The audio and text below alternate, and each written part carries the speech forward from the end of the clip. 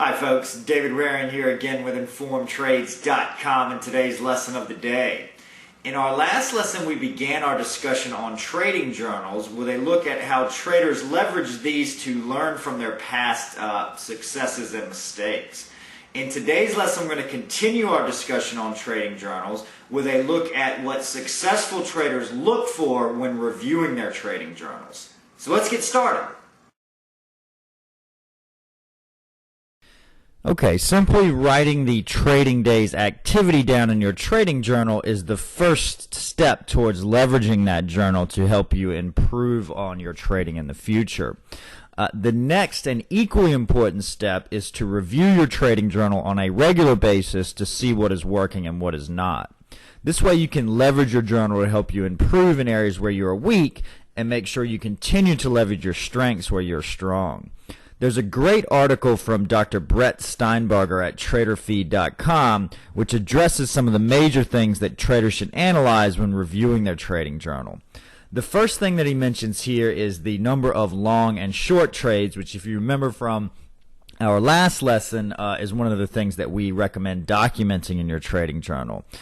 He correlates this to the trend conditions of the market to see whether he's trading with the current trend or against it. So basically what he's looking at here is if the market's in an uptrend or a longer term uptrend and he has a lot of short trades, then that's probably a bad sign because that means he's trading against the trend in the market.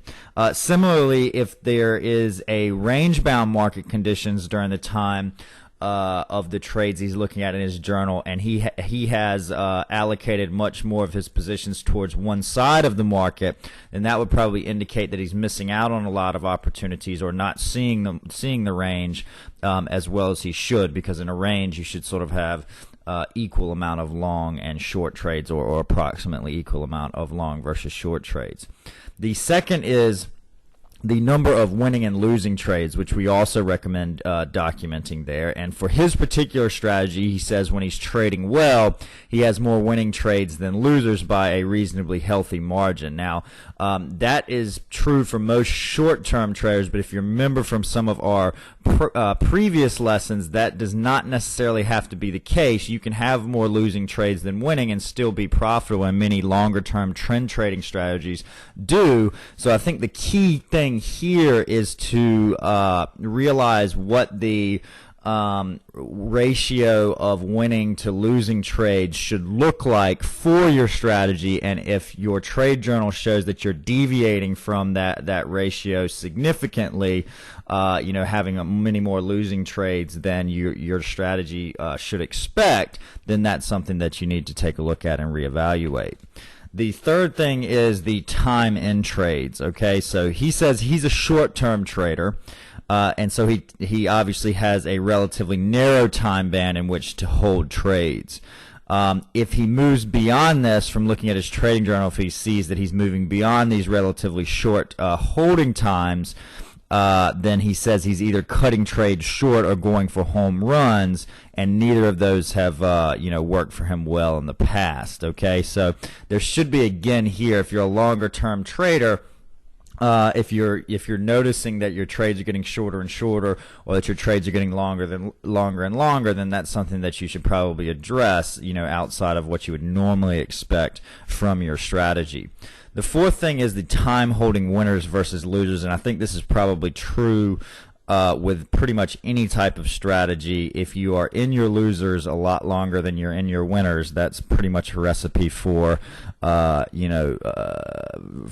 disaster. So you definitely want to be cutting your losses short, and that means not only from a loss in terms of dollars, but also in terms of time and the lost opportunity that you have when you're holding on to losing positions there. Okay.